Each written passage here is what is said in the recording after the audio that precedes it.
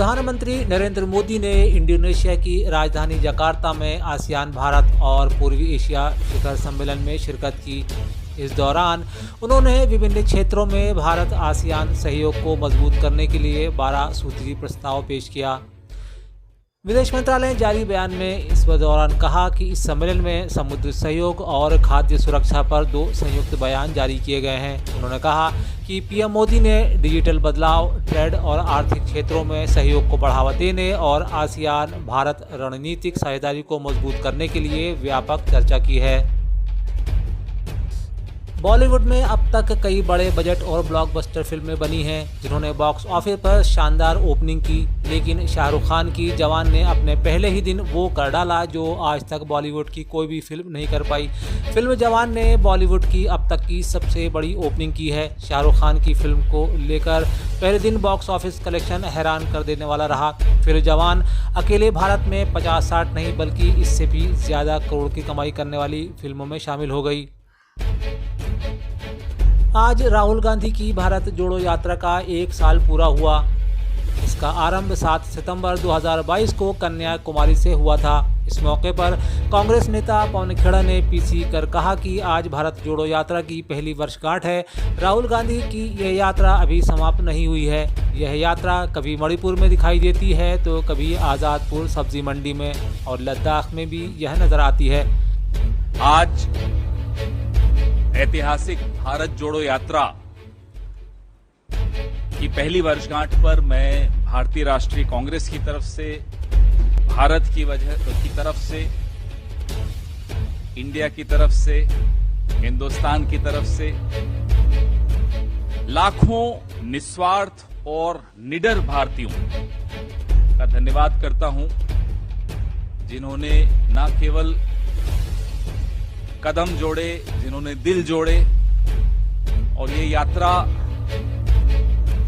145 दिन, 4000 किलोमीटर, ये सब आंकड़े आपके पास हैं, लेकिन ये यात्रा मुझे नहीं लगता कि मीलों और किलोमीटरों में नापी जा सकती। ये यात्रा सैकड़ों भाषाएं,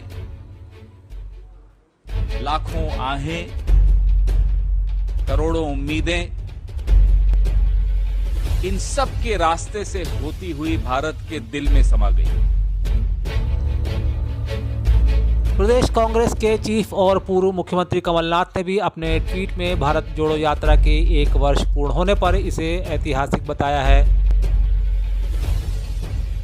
बीजेपी ने इस यात्रा को लेकर कांग्रेस को नसीहत दी। मध्य प्रदेश बीजेपी के अध्यक्ष वीडी शर्मा ने कहा कि मिस्टर बंटाधार का चेहरा देखकर जनता को 2030 से पहले का दुरावस्था का दौर याद आ जाता है। वहीं करप्शन नाथ ने अपनी 15 महीने की सरकार में झूठ बोलकर जो भ्रष्टाचार किए थे उसके लिए उन्हें जनता से माफ़ी मांगना चाहिए। इसलिए कांग्रेस को माफ़ी मांगो यात्रा निकालना चाहिए। अरे वो तो ये यात्रा निकालेंगे जो उन्होंने झूठ बोला था, उसका जाकर के जनता को बताएं और जनता से माफी मांगे कि हम माफी मांगने के लिए आए हैं कि हमने जो झूठ बोला था वो 15 महीने की सरकार में हम कुछ नहीं कर पाए, न किसानों के, न नौजवानों के, न महिलाओं के लिए। तो झूठ पर उन्हें माफी मांगने की यात्रा निकालनी चाहिए एक।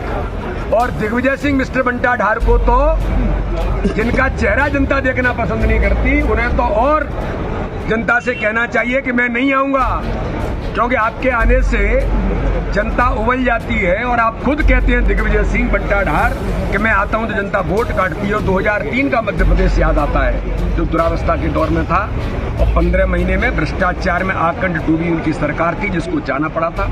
इसलिए उन्हें जनता से माफी मांगने की यात्रा निकालनी चाहिए। वहीं भाजपा के जनदर्शन यात्रा पर हुए हमले को लेकर भी अभी सियासी गर्मी खत्म नहीं हुई है। कांग्रेस के नेता ने कल भाजपा की जनदर्शन यात्रा पर हुई पत्थरबाजी पर जवाब दिया है। एक मौके पर दिग्विजय सिंह ने कहा कि यह कौन सा पत्थर है जो भोपाल में बैठकर उनका शीशा तोड़ सकता है।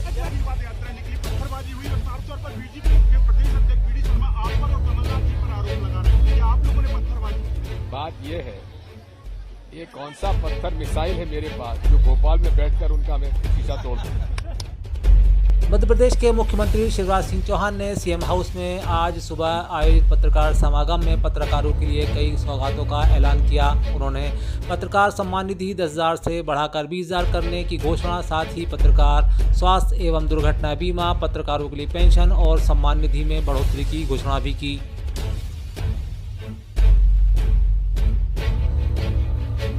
पत्रकार समागम को लेकर कमलनाथ ने इस पर निशाना साधा है। उन्होंने ट्वीट कर लिखा कि पत्रकार का सबसे बड़ा सम्मान होता है कलम की स्वतंत्रता और सबसे बड़ा पुरस्कार होता है अभिव्यक्ति की आज़ादी।